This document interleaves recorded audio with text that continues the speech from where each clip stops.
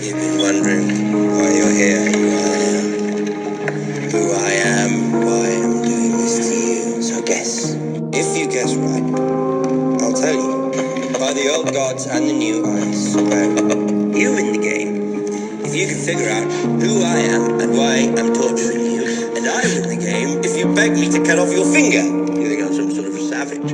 If you think this has a happy ending, you haven't been paying attention.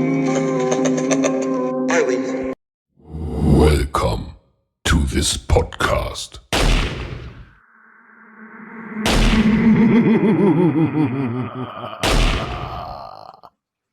All right, welcome back to the Same Shit, Different Day, the podcast. Same shit, different day.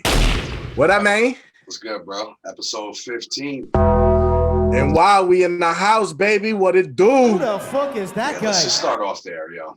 What's up? I mean, are you just, I understand that you live it, but I'm just curious, like, you're cool with just letting whoever watches this know that you're a complete and utter fraud. Oh, brother, this guy stinks! Why is that, though? Because you've been a clear Nets fan this entire podcast, and I've shouted out the Knicks every time. Jersey right? too, not just the hat, not just the hat. Yeah, baby, with the throwback Melo jersey. It is what it is. That's what's up, man. Yeah. You already know what it is, man. 'Cause Long time, baby. Because you a fan of... And why? Fraud. Let's move on. I love it, man. What's up, Let's yo? move on, How'd you like them fights? You know what I think it was? Let's just say I think it was the Lakers crushing the Nets. That's probably what led him to put this on today. But that's just me. Some other things we won't discuss on here, but you know. Anyway, I'm wondering, y'all willing to take me back? No. Who the fuck is that guy? No, it's always been ride or die, and why? Frauds. Everybody's a fraud except me. This. Hey, can I help here? I mean, well, Mets? Yankees? Don. Oh, God! Oh, Get it. Ride or die, NY. This guy. Oh my God! All right, please back to the fights. UFC Fight Night. Yes, sir. Turned out to be a pretty solid card as we thought. Oh, they always do it, man. Week in, week out. They putting up some scraps. Yeah, let's get it kicked off. Friend of the show, Mike Perry. Same Shit, Different Day Podcast. Oh, man. So rough to watch, bro. Yeah, man. I really didn't like watching that. He really got beat up. Yikes! You know what? Yeah, he was clearly like a step behind the guy. I just think to myself, like, I don't know. The whole time I'm screaming, he lands the couple of takedowns. He doesn't even try again. If only he could have heard you. That's the problem, right? He needs a fucking Exactly. coach, man. Stop playing games already, Perry. What's going on, man? The takedown was there, bro, and it who knows what we would be talking about if he did follow that. If he did get some coaching and said, "Yo, go back to the takedown," because it was there. Absolutely, and he wouldn't have kept getting jabbed in the face. That's what I'm that saying. jab was serious. He was a bit undersized, in my opinion, against the guy. The guy looks significantly bigger than him. And Right. I'm not making excuses because I know Perry has a nice cut to get there too. But I'm just saying, like, it just doesn't. I think when you're in the heat of the moment, you're in a fight, adrenaline is high. You go to sit down on the stool for a minute in between rounds, and that's what your coach does. He reels you back in. Look here! He brings everything back to circle. Hey, listen, from an outside perspective, you're getting your face jabbed off. Right. He's got way too much reach on you. He's faster than you. He's got a little bit better technique, man. Yeah. But you know what worked? That fucking takedown. Yeah. Go back to that. And at least maybe he drills that in his head. He hears somebody yelling it. I understand Perry's resistant to the whole situation. And like I said, I think I told you off the pod that I think it has a lot to do with when he finally did actually make that commitment and go to Jackson's MMA. Yeah. He gets matched up with Cowboy, and there's a whole drama behind it. And he becomes part of this narrative that I don't think he really wanted anything to do with. He just wanted to focus on his fight. Right. He gets armbarred pretty viciously by Cowboy, and I think after that he was like, fuck this, I'm not doing this anymore. And I mean, I don't know, man. There may be some sort of issues outside of the cage too, but I told you last week, I don't think he'll ever be like champion or top 5 elite, but I saw shades in his game over the last few fights that I swear he could be in the top 15 somewhere. Yeah, definitely. I agree. But not if you don't get with a coach, man. You're goddamn right. Yeah, he's got to figure something out. Yeah, it's just not going to happen. He loses by decision. Daniel Rodriguez, a nice showing. And like I said, too, man, Perry's a bigger name than he is almost a talent. So I think for Daniel Rodriguez, it'll probably be a good push up to the next level, at least, you know? Right.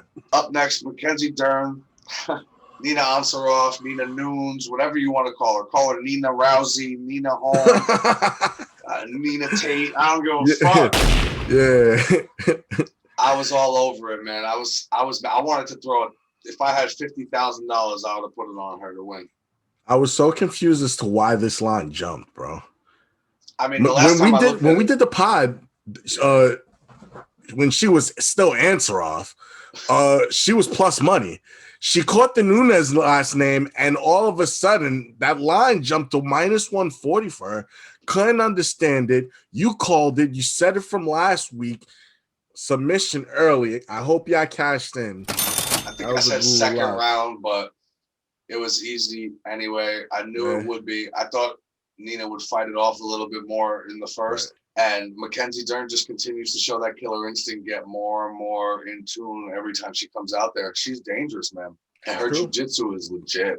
I'm excited to see where she goes. Nina, I mean, she'll be back. It's no shots to her, but I always said it, man. It's like the truly top fighters in the world, it's tough for them to have training partners that are right there at the top of the world as well, because then who's beating up who? Right. You know what you end up with? You end up with AKA, where all their guys are hurt and have, like, you get the Luke Rockhold chin. Yikes! Because you have too many top guys in there. So it's like Kane and DC and Luke all fucking each other up. You know what I mean? Right. Whereas when you're just like, you should have a great camp and good guys like Israel Adesanya over there at City Kickboxing, you know? Dan Hooker's legit. Volkanovski shows up there sometimes and sometimes doesn't, but he's legit, but he's smaller. You know what I mean? Yeah. So Izzy gets to just really be, Izzy fucks everybody up in there. So that's why sometimes I think, like, and I saw it, watch, as Izzy's rise came, Dan Hooker stepped down a level. Somebody's got to get beat up in there. And fighting is a confidence game. You understand? Yes, and it don't matter. We don't get to see all of them, but the gym wars, that plays into confidence too, best believe it. Yeah, definitely. You know, so I just think when there's two, like, you can't have Conor McGregor and Nate Diaz in the same camp. It's too much of the volatility of the same personality, you know? Right. So my point being is that Amanda has to be beating somebody up. And I mean, that's her wife, so I guess we shouldn't say it like that. But I mean, you know what I mean? Like in sparring, jiu-jitsu, wrestling. And come on, look at it. Nina took a picture with Mackenzie Dern, her two male coaches, and Amanda, and I swear to God, what I turned to you and say, I said, Amanda will beat the shit out of all four of them right here in the ring. Ah, shit. That was easy money. Threw the arm bar, took that shit. Nina tapped quick. Like, she was like, you ain't gonna stop me from holding my baby for the next 8 weeks. True. Shit, man, right? Yeah, I saw that one. I'm mad I didn't get to put a lot of money on it. I think Mackenzie was like even, straight up pick 'em. Yep. When the fight was about to start. Crazy.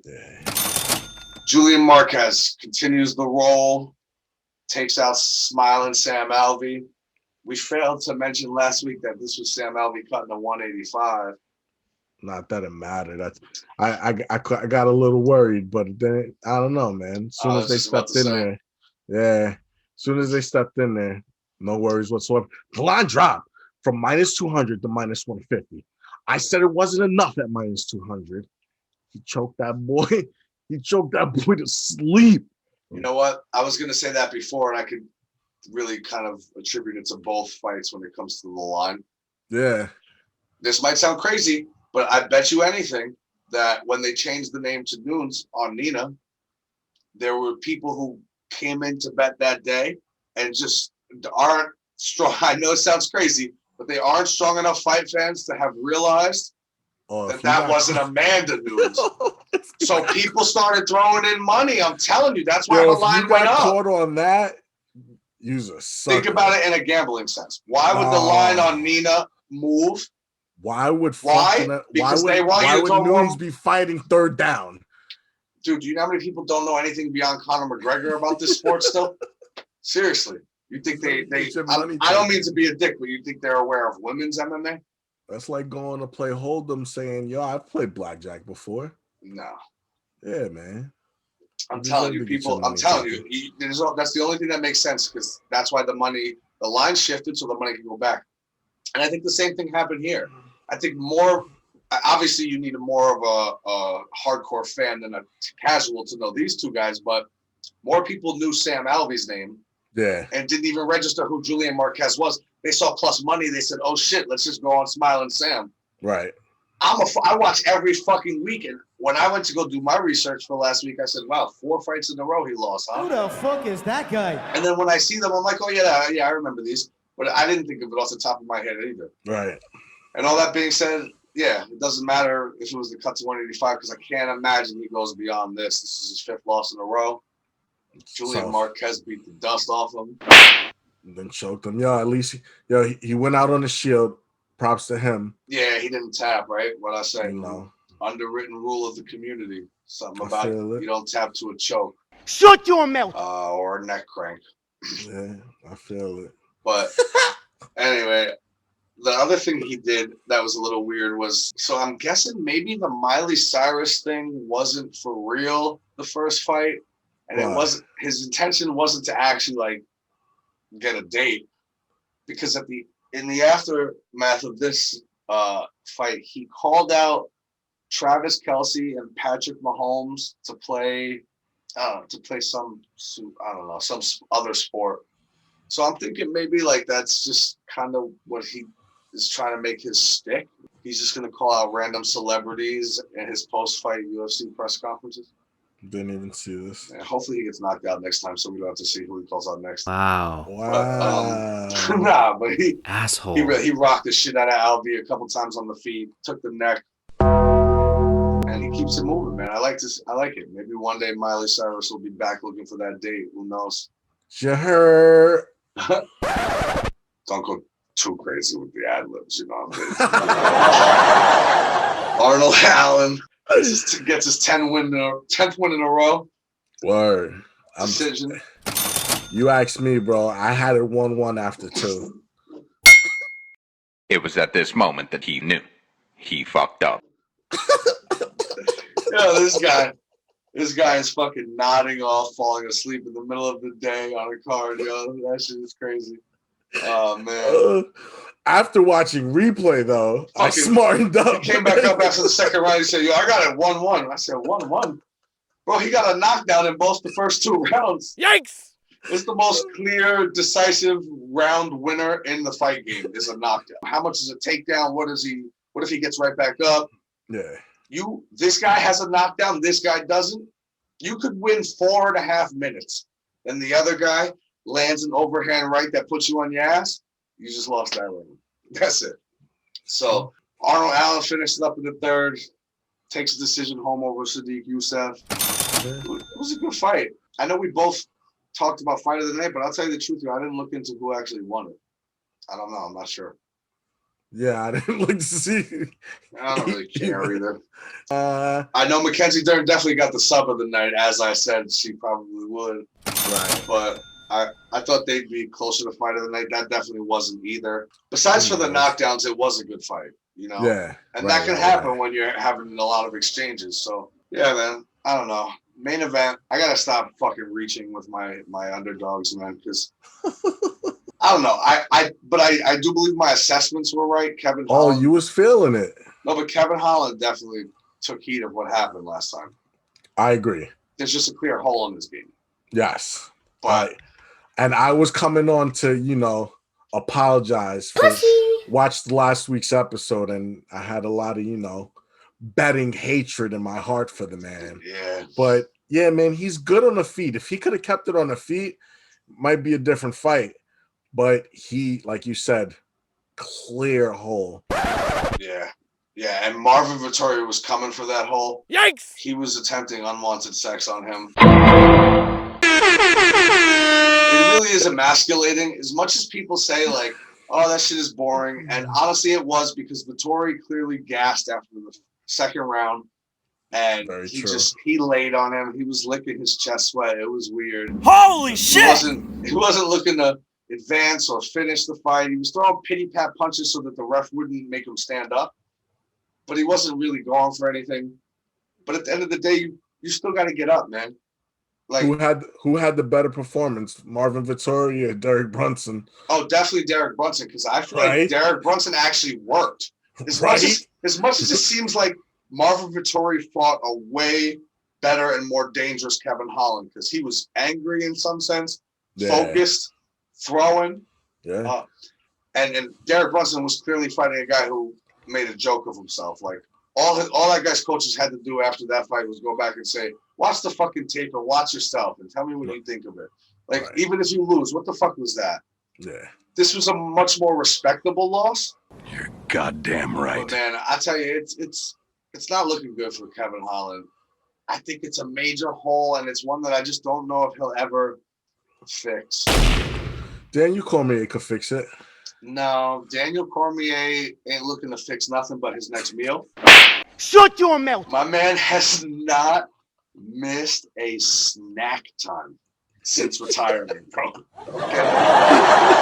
My man has not passed a pantry and said no. That is fucking hilarious. I don't know. It's all about that cake and chicken, right? That's all. Oh shit. I don't know. I really don't believe it, man, because you know what the difference is? A lot of these guys have been wrestling since they were fucking 7. Right. And there's techniques you could learn, but the transfer of weight and keeping it centered where it needs to be to hold a man down that's relatively basically your same size. The thing that Khabib was able to show difference in than anyone else, like there have been many wrestlers over the years who've taken people down, but what Khabib did is no matter how you transition to try to get up, his body like rolled with you.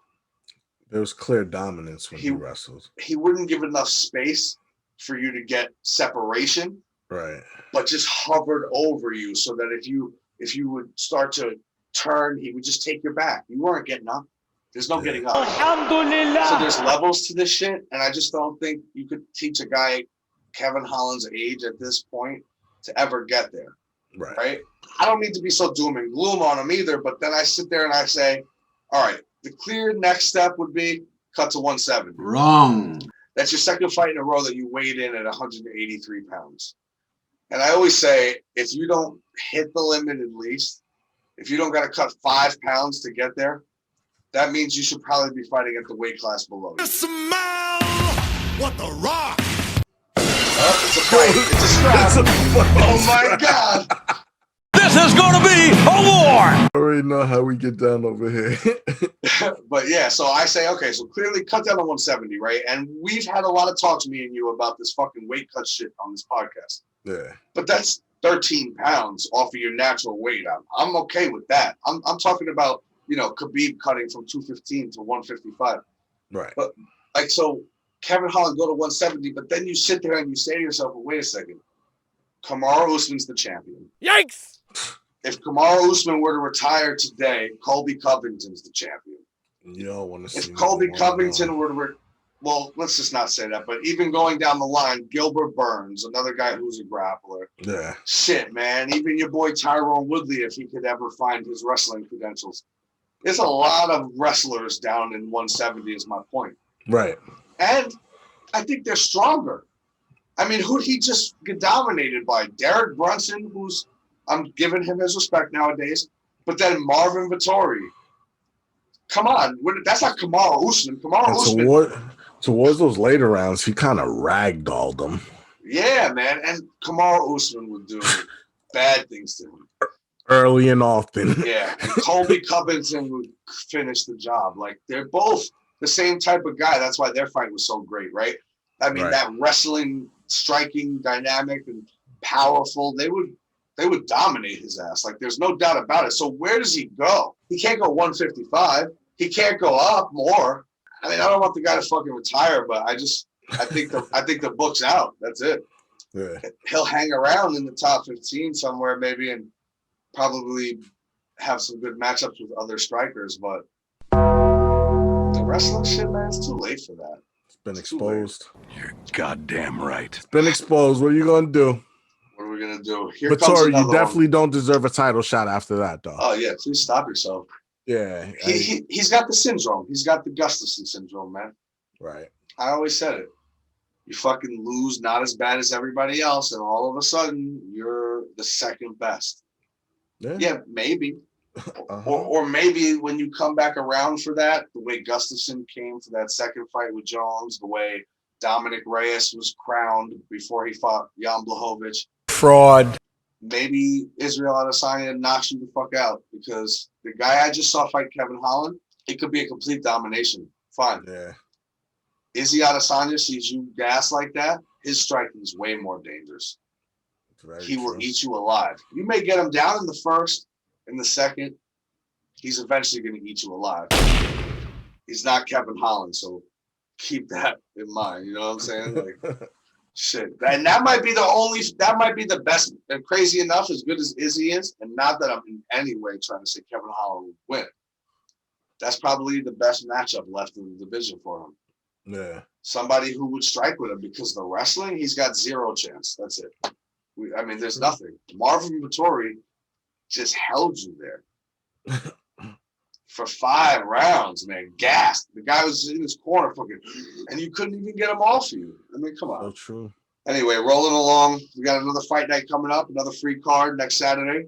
Oh, shit. We back at it. Fights every week. Let's go. Bobby Knuckles versus KG. Kelvin Gastelum. Very interesting. He comes in, obviously, on short notice. Kelvin Gastelum and Whitaker were actually supposed to fight back a while ago. And that one fell out. I think Whitaker dropped out for injury. So we ended up getting it back the last minute. Why? Who was Robert Whitaker supposed to fight? Fuck, I know. I'm supposed to know. But, Paulo Costa, right? Yeah.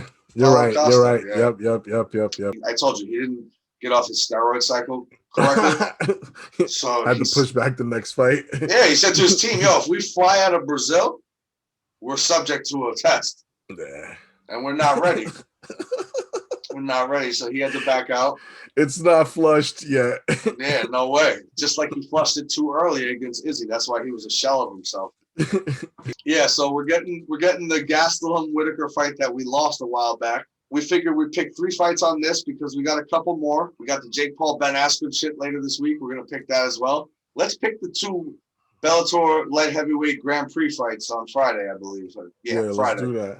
Yeah, so we'll start it from Andre Arlovski versus Chase Sherman. Originally, when I looked at this, I think they were the 3rd fight from the main event, but actually, when I went back, looks like they moved the Luis Pena fight up, which I was considering picking too, but we wanted to get into those other things. So really, yeah, I think Andre Arlovski, Chase Sherman is opening the pay-per-view now. Not pay-per-view, opening the main card.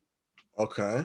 Well, obviously, you know, Andre Arlovski is the former heavyweight champion, the stepping stone of all stepping stones that they love to use. Yeah. So, sometimes that shit don't work out. Most of the time it does.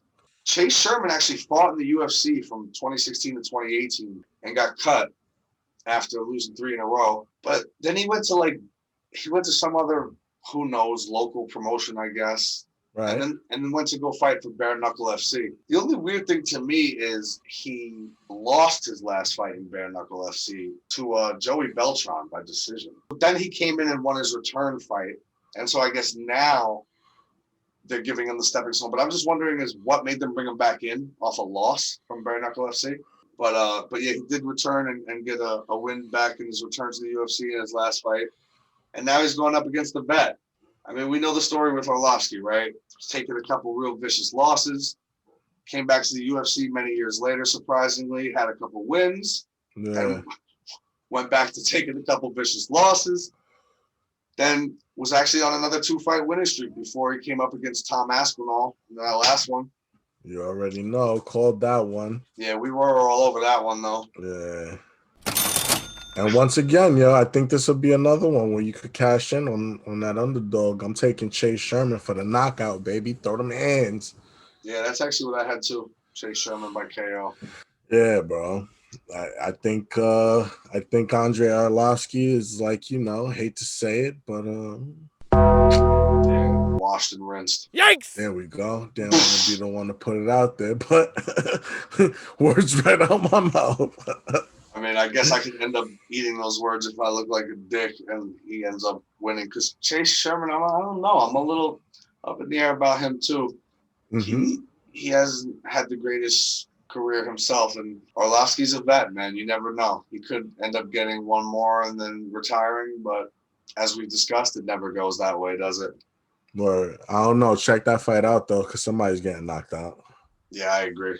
All right, next up, we chose the co-main and main events. So we got Jakar Close versus my favorite 145 punching bag, Jeremy Stephens. Who the fuck is that guy?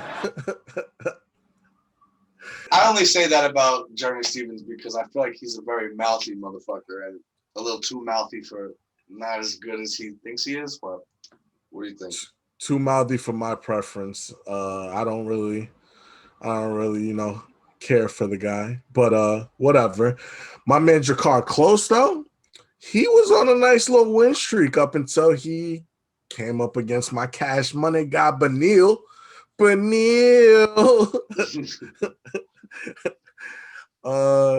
Yeah, I mean, he had won 3 in a row coming off of his first career loss. It was a decision. Then comes up against Beneil Dariush and got KO'd. Yeah. It's only his second career loss, but I will say that there is some significance to the fact that it was his first KO. Mm-hmm. There's something to that. I mean, that being said, if we want to get into resumes, Jeremy Stephens has lost 4 fights in a row, 2 of which he got knocked out. The first one was a body shot. That was bad. Pussy. Yo, I'll never forget that, yo. Just remember, though, devil's advocate, Aldo Zabit, Yair Rodriguez, Calvin Kattar. Those are the last 4 people that Jeremy Stephens has fought and lost to. Mm-hmm. That's pretty fucking good. Yeah, definitely. How about this? Jakar Close would get his ass beat by all 4 of those. So had he just fought those 4 guys, they'd both be on 4 with 3 fight losing streaks. I agree. But I'll never throw money on you after fucking having to lose money watching you take that rib shot. Yeah, I hear you. I'm going to go the opposite way, though. I'm going Jeremy Stephens this time. Nice. I hate Jeremy Stephens for the most part. I talk a lot of shit, but I'm going Jeremy Stephens because I think he has at least proven in a very, very long career to be right up there. Just he's one of those guys that I've mentioned before is not top 5 echelon. Yeah. Like those guys smoke him. Mm-hmm. But I think he beats the maybe 12 through unranked guys who are not the elite level. Right. I got you. And I think that's what Jakar Close is. And I think Jakar Close might be somewhere right there. But I'm interested to see his mental state coming back off a KO loss. I think he bounces back, man. I think he bounces back nice. I think this is a great name for him to bounce back on. That's true. And it would definitely be the end for Jeremy Stephens if he goes out. But I don't even care if he loses by decision. Yeah. It's got to be over after that. Which I could see happening. I'm not saying he's going out there to knock him out or sub him, but I could see him taking 3 rounds. I think Jeremy Stephens catches him. Okay. And KOs him, TKOs him, like fatality. Drops him, finishes him on the ground. Got you. That might be crazy, but that's where I'm going. Yeah. Okay. All right. Main event. Kelvin Gastelum. Smoke weed every day. Steps in on short notice to fight Bobby Knuckles, Robert Whitaker. The fight we never got to see. I mean, these guys literally faced off after weigh-ins. And we were the night before when Whitaker had to drop out for some medical. I think that's the thing where he had to go to the hospital. His shit was fucked up. Yeah. We know Bobby Knuckles ain't dropping out for no bullshit. So I think, as a matter of fact, even he was fucked up and keeled over and was willing to fight still. And his team was like, fuck that, you're going to the hospital. Right. And they found out he like needed surgery. Like, it was not a joke. Yeah, something crazy. And I mean, you know, I talked up Kelvin Gastelum. I talked shit in a way because he can't beat the scale. Yikes! But I also said, like, the only reason I even bring it up and have the time of day to make fun of him is because I think he is actually talented. Right. And the guy should clearly be fighting at 170. That's always been the case. Smoke weed every day. And, you know, he lost 3 in a row. He bounced back in his last one against Ian Heinisch, which I had him there. Yeah, I mean, I think I did too. Don't quote me, but I think I took him too. Yeah, I just think that. Hey man, this fight's in the States, so I wouldn't be surprised if Kelvin drops out at last minute. But if this fight does make it, I think he's gonna be used as a stepping stone. I just think that Whitaker in his last 2 wins since losing the belt to Adesanya, I just feel like they've been more impressive. They've been more valuable. I think he has actually surprised me because the night he lost to Adesanya, what I saw was a guy who almost like the Tyrone Woodley shit. He reached the pinnacle. He got the belt. He defended it a few times, had a couple fucking wars with Yoel Romero. And I just felt like he was burnt out. He was like, I'm ready to give the belt up. As crazy as that sounds, I think sometimes these guys or girls, like Rose, when she fought Jessica Andrade, they're just ready. They're like, you know what? I'm just not feeling this right now. I want to get back to focusing, whatever. Maybe I want to have like a fucking 3-round fight every once in a while and not just be doing 5 every time. Exactly. But I am very impressed with Bobby Knuckles because he was embarrassed against Adesanya and he has gotten back up on the horse and said, you know what? Fuck that. I'm not going out like this. Yeah. He could have easily, the UFC was setting him up as the former champion name for Jared Cannonier to fucking take his head off. And that was a big win right there. I love that. I love the resolve. I love the bounce back. The king is back. I think it's actually going to be a much better fight than people might think. Yeah. Kelvin Gastelum is unassuming. He doesn't look like the most dangerous guy, but he can be scrappy. And these two are both not the biggest middleweights in the world. Yeah. So I think it's just going to be a very good fight. Very, very good fight. Definitely my fight of the night. I agree.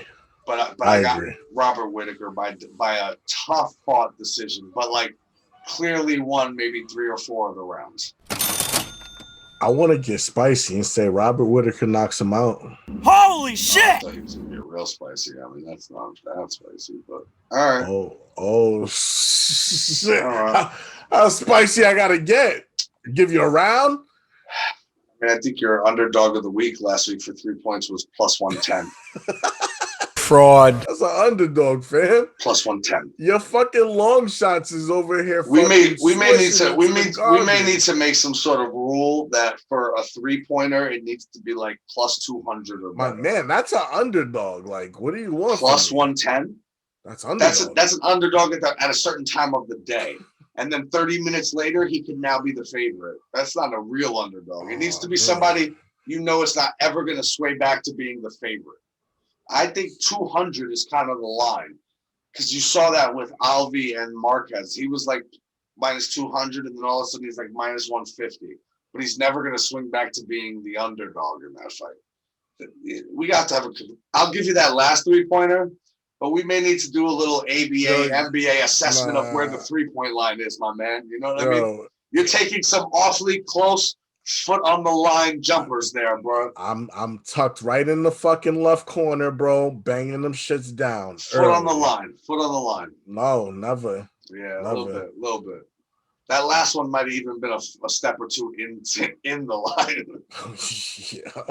This guy's taking Arnold Allen. I said all week, how's he an underdog?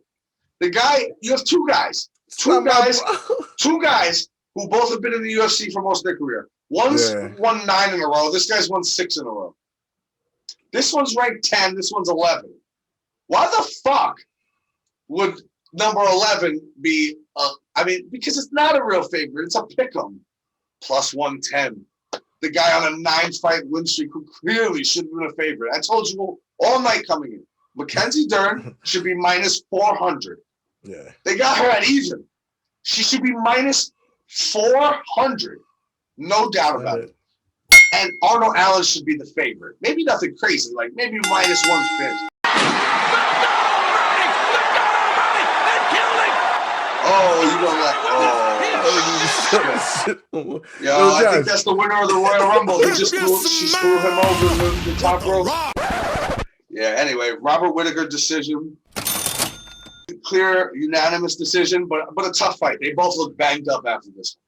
Yeah, agreed. All right, so, I mean, I guess, yeah, the only one we went opposite on was that middle one. So yeah, and I mean, my man is plus 120, so I can't even call that as my underdog. Oh, no, actually, you know what's funny is when I picked him, I go, should I make that my underdog of the week? Because Chris always does. And then I go, Chase Sherman? I go, oh, no, Chris is going to make that his underdog of the week. So you got to pick somebody else. That was literally my mind state when I did these picks. I swear to God. I'm like, oh, maybe I should take this fucking guy. He's only plus 120 going up against bum-ass glass chin Andre Arlovsky. Go for it. And then I go, Chris always does this.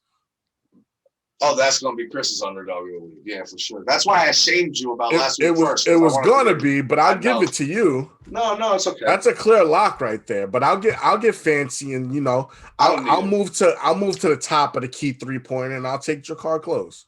Oh, brother, this guy stinks! Pussy! Yeah, Jeremy Stevens only lost 4. Jeremy Stevens hasn't won a fight since fucking 2018. Take the car close. Yo, go talk to the books, not me. This guy. All right. I'll take one better for you. Fuck it. I'm ready to say it. I'm going to take Ben Askren as my underdog of the week. He's 2-1. If you ever told me before. Ben Askren is plus 200? Let me ask you something. How disrespectful. If I were to tell you, right, that you saw an MMA fighter who has won a world championship in Bellator. He's won a world championship in 1FC. He won NCAA titles in wrestling. He's fighting. Who the fuck is that guy? The guy who knocked out Nate Robinson in that viral video at the park. Shut your mouth. What would you say the odds should be? I thought Ben Askren would at least be like a minus 140 or something. Goddamn right. Ben Askren is a professional fighter. I understand that, but yo, people are putting respect on this Paul guy's name. Which one is it, Logan or Jake? Who's fighting? It's Jake. Jake Paul, yeah. Listen, I want to also say this. I think the kid is actually interested in boxing. I think he's actually training in boxing. I'm not knocking any of that. That's not what I'm saying. Right. I truly I almost see it too. A couple times I've looked at it and said, holy shit, this kid is going to fucking beat up an MMA. He's not knocking him out. Don't get that twisted. I don't care what nobody says. Don't let these casual motherfuckers convince you that Ben Askren in some sort of way has a weak chin because Jorge Masvidal landed that knee. Wrong. Because outside of that, Robbie fucking Lawler beat the shit out of him for a fucking round and a half, all right? So don't tell me. He slammed him on his neck, punched him in his face multiple times. He didn't get knocked out. That fucking knee would have knocked out an elephant. Yeah. Okay? It was a monster shot. I'm dead serious. How about this? I swear to God, like a light heavyweight. Like they were fighting at 170. Masvidal is really a 155er in true body size. I think if he had landed that shit flush on the right 205er, Luke Rockhold fought at 205. Fatality. If Jorge Masvidal landed that knee on Luke Rockhold, they'd be fucking breaking smelling salts in his nose to wake him up. Are you fucking kidding me? All right? So don't tell me that Ben Askren has a weak chin. As a matter of fact, it's one of the only traits going into this that I think he really does have. Because I'm not stupid now. This is boxing. In an MMA fight, Jake Paul wouldn't make it a minute and a half. Right, yeah. But that's not the question here. The question is boxing. Do I think that Jake Paul's been serious the last 2 years? Absolutely. The two guys he fought, don't even bring them to the conversation. That first guy, I don't even know who the fuck that was. And I don't give a fuck about Nate Robinson. I told y'all weeks ago when I clipped him Fugazi running after Carmelo Anthony and then turning around when he realized nobody was holding him. He's been pussy. Yeah. All right? And he looked like he literally has never been in a fight in his life. As a fucking guy who's supposed to have money and could have actually had access to some training. Right. Stop it. I don't want to hear the opponents. I do think Jake Paul is actually, in just the 2.5 years he's been doing this, I'm also going to say, I think he's a better boxer than Ben Askren. You're goddamn right. Yeah, obviously. Are you fucking kidding me? Conor McGregor's son's a better boxer than Ben Askren. What the That's and not the point. This man as your underdog? Yes. Let me tell you why. Oh, shit. This is the real test. This here, I don't even care if Ben Askren can box. If Jake Paul can win this fight, I'll start to give him respect going forward because Ben Askren knows what it's like to really be in a fight. Yeah. Knows what it's like to adapt in the middle of a fight when Robbie Lawler just slams you on your neck in your discipline of wrestling, which is what you thought you were going to be able to dominate him with. He picked you up off your feet, slammed you on your neck, and then proceeded to ram fucking 4-ounce gloves into your fucking face while you were face down on the ground. And you were able to persevere, roll out of that, make it, and bulldog choke him. I don't give a fuck what they say. Lawler went out. He persevered. I watched him fight in fucking Bellator against Diego Lima, the guy who knocked out MVP from Bellator so viciously. Yeah. I saw Ben Askren dominate him. I saw Ben Askren fight Jay Haran, who used to fight in the UFC. The guy could fight.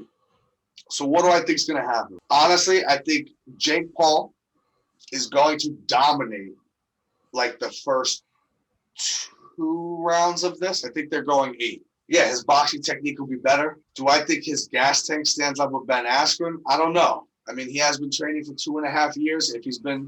He doesn't look the most cut up I've ever seen, but you know, Ben Askren is the fucking advocate for dad bods everywhere. I guess that doesn't matter, but I just think he's durable. So I think what is going to happen is the adrenaline of being in there with a real MMA fight, a real one, somebody who you know has at least been in fights, right? Like, it's a whole different mind state. Fighting is a mental game, bro. I said that in the beginning of this. It's just like those gym wars, right? Yeah. Jake Paul, what does he got? He's rich. He's a YouTuber. You know, nobody's really trying to punch him in the face. It's like I said about Conor last week, right? Now that he's rich, who's really trying to punch him in the face? Well, just think about it. At least Conor had years of getting punched in the face back when nobody gave a fuck who he was. Jake Paul came into this rich and famous. It's true. Nobody's trying to get kicked out the camp. I think the adrenaline also hurts cardio. Do I think Ben Askren's going to have any adrenaline? 0. Right. Because I don't think he actually cares. I think he could not get worse than what Jorge did to you. It's true.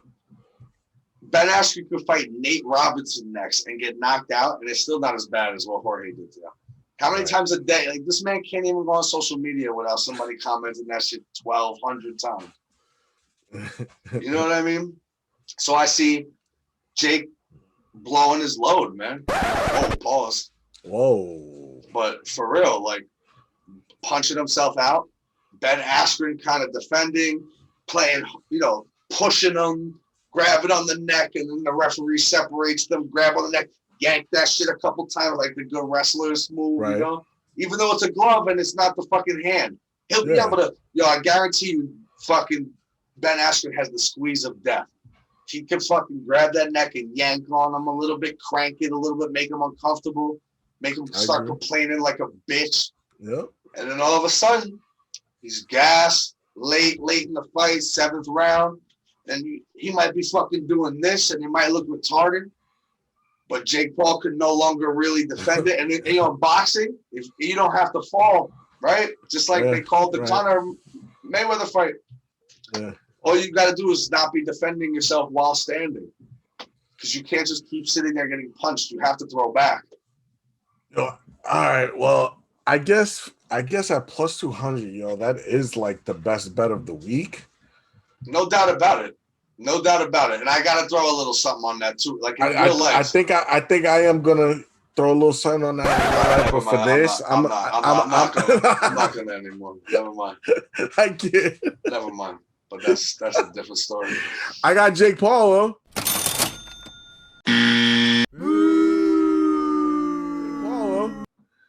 Good. I got Jake Paul. Good. Take it. For the picks. Go for it. I might wake up and feel spicy, though. 6 minutes ago, you didn't even know if it was Jake or Logan. So do you think that makes a difference to me, Most people don't. Exactly.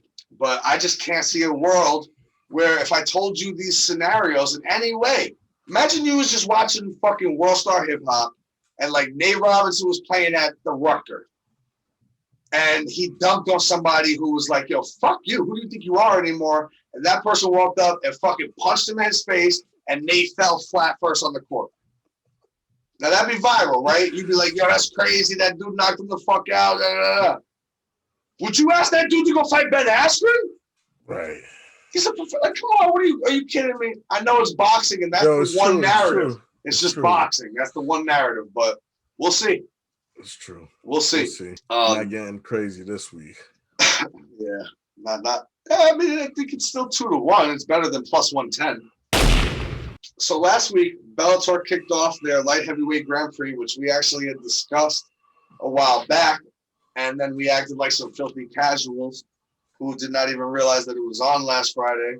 Plus, frankly, I couldn't get the pod out early enough for that anyway, so didn't make a difference. But yeah, I guess in the week of MMA outside of the UFC, we had Mighty Mouse get knocked the fuck out in the main event for the 135 1 championship belt. It happens. Peter Yan was at home needing an explanation. This is #1 bullshit. Yikes! He called somebody and said, what the fuck is this? Yeah. It's #1 bullshit. I want to fight here. Yep. Because that shit was even worse than the Aljo one. It was vicious. Yeah, it was bad. Eddie Alvarez, truthfully, I'm not sure what happened there. He's like, he takes him down. He's got him sort of in like the Khabib mermaid leg things. Yeah. And he's like punching him in the side, and the guy turns his head and he punches him in the ear, I guess, and kept going. Long story short, they call the fight and he's disqualified. It was clear bullshit. But I did tell you last week, I didn't say, yo, no, that guy's going to beat up Eddie Alvarez. What I actually said, word for word, if you go back and listen to it, was, yo, you cannot bet on Eddie Alvarez. Yeah. For some reason, you can't trust him. And that's sort of what you saw. So, yeah, man. But yeah, Ryan Bader kicked it off with Lyoto Machida for the Bellator light heavyweight Grand Prix. Yep. And it's actually a rematch from back in the day. Lyoto actually front kicked Ryan Bader very similar to the way he did to Randy Couture and the way Anderson did to Vitor as well. Yeah. And knocks him out back in the UFC. But, you know, he's also like 47 years old and been drinking his own piss for the last 30 years. So it's true, but fuck that. He caught his revenge, man. Revenge is always sweet. Doesn't matter. Yeah, Bader got his revenge. He dominated him, and next week off the tournament. I mean, I guess it doesn't really matter because I think we would have both picked Bader. Oh yeah. Yeah. So that was the first leg of the tournament. The next two are actually coming up this weekend, and then May 7th is the Rumble versus Yoel, which is actually the co-main on a fucking banger of a Bellator card, bro. Oh, like, I'm more excited for that May 7th Bellator card than I have been for a few of these UFCs this year, man. No joke. Right. Straight up. Not all of them, but a few of them. Straight up. Like we'll get to. I want to remember that because I actually want to pick the whole main card that night. Five fights that night. And if the UFC is smart, they'd actually not even run an event that weekend because that's going to be a tough one to go up against. That is disrespectful. No. Don't get me wrong. If they wanted to, they could run they could obviously take it, but they don't run on Fridays anyway. So it's not like really comparison. It's like the best night Bellator can do. Oh shit, that is a card. It is. It really is. Oh fuck yeah, I like that. First of all, where does Bellator get their balls to make a Rumble Johnson versus Yoel fight, the co-main event? But the main fight is a title fight, right? It's bantamweight. Juan Archuleta and Sergio Pettis. And Sergio Pettis, that's kind of a big fight. That's a real big fight. That's kind of a big fight. I like that one actually a lot. The Pettis boys back in action. The whacker of the Pitbull brothers is fighting, even though he's really good too, though. Really? Yeah, he's fighting on that card too. Plus, like, you got Anthony Johnson Yoel. Holy shit! That shit makes it to the cage, man. I'm excited as fuck to see that. Yeah. Looks like everything's on track for that one. We're actually gonna branch out a little bit and not be such fucking filthy casuals this week. Word. Because even Askren's a former MMA fighter, UFC fighter. So we're gonna pick the 2 Grand Prix fights that are happening for Bellator this weekend. So first off, we got Corey Nipples Anderson. Pussy. Yo. The guy who told you there was levels to this after he beat Johnny Walker, and all that told us was there was levels to Johnny Walker because Corey Anderson was exactly who we thought he was. Damn. He's a bum. He's fighting Doletzan break that one down. Muradov. Okay, yeah. Muradov. Aced it. You know what? I don't give a fuck what his name is. He gonna beat Corey Anderson. No. Yeah, watch. Are you serious? Yeah, because the pressure's finally on now. All I needed to know was that Corey Anderson can see the bracket and know that there's a top-tier fighter fitting to whip his ass in the next round, and that's already going to be in his head. This kid is about to fucking surprise everybody this weekend. Watch. That's a free point for me. I'm taking Corey Anderson, bro. Please do. I wouldn't take Corey Anderson anyway. I wouldn't care who he was fighting. I feel it. If I beat John McCarthy, I'm still taking him. I don't take Corey Anderson. Who the fuck is that guy? Fuck Corey Anderson. Yeah, I mean, yeah, it's something. Yeah, you just don't like the guy. Him. No, don't say I just don't like him. I fucking hate him. I can't stand him, yo. I actually can't stand him. Shit. Oh my god, I can't wait. I hope he gets fucking plastered on the mat. Damn. Let's go. Oh man, I'm fucking excited too. I hope he fucking punches him and his gynecomastia explodes in his chest. Wait, what? Damn, look at them titties. Pussy. Anyway, he clearly did steroids in his fucking wrestling college days. He's not on them now because he sucks. But he was, and that's why he got them titties, bro. Because that ain't fat titties. That's like he's like almost in shape but got like titties.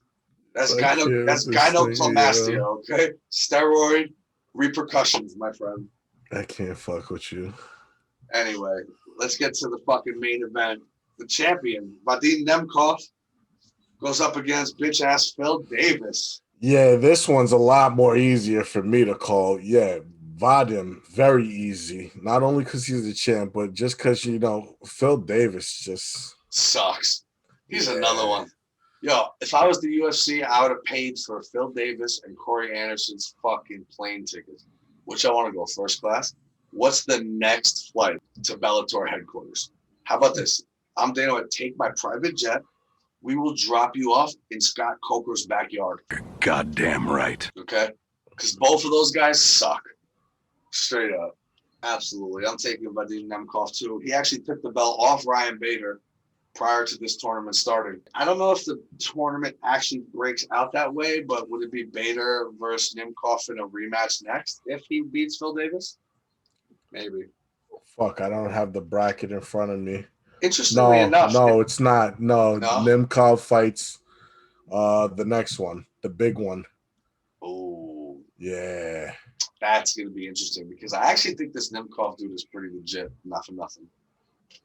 I really do. I know you were telling me about him before the last fight. I did. I think he's pretty legit, actually, and he's got a good chance of taking this tournament, save Anthony Johnson. In my opinion, I don't see how anybody beats Anthony Johnson here unless there's something that's happened in the last couple of years that I don't know. Right. Because that type of dude could beat Yoel. Because we saw what Yoel just did against Izzy, and Yoel lost like 4 fights on his way. I know he looks scary. I love you. But there's ways to beat Yoel. He's not impossible. Frankly, if you really go back and look at his career, I'd say he spent more time getting his ass whipped than he did winning. Like, right. I go to callbacks like when he sat on the stool for about an extra minute against Tim Kennedy after getting his ass beat the round before. Like Tim Kennedy almost took his soul.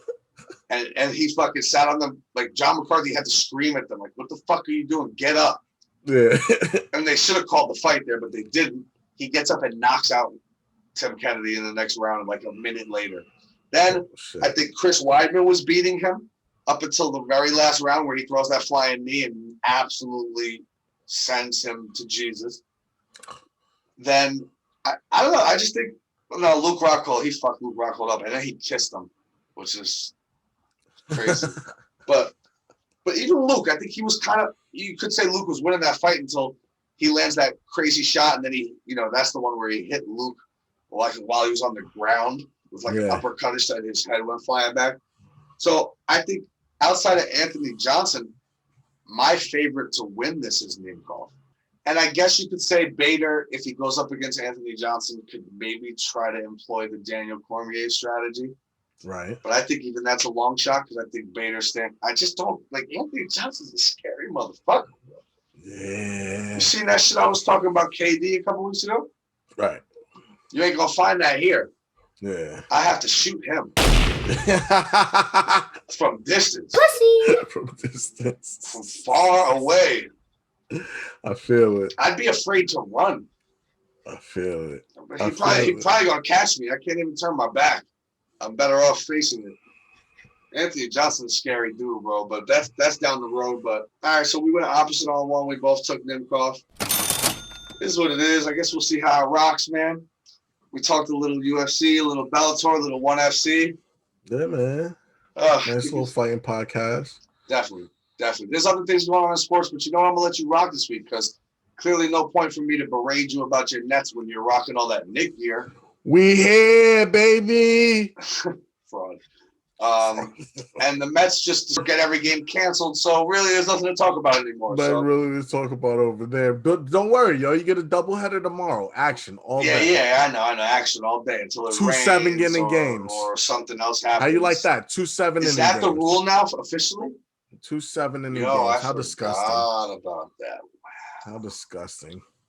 Changing the game. Yeah, man. Runners on second to start extra innings and fucking 7 and double. I hate that. That's corny. Yeah, the both of them. Whatever. I hate them both. Let's keep it to fighting. Episode 15, brother. It was a good one, man. Because you already know what it is, brother. Same shit. Different day, motherfucker. That's it. Let's go, kid. Love you, brother. Love you, kid. See you later, man. Good luck this week. You already know.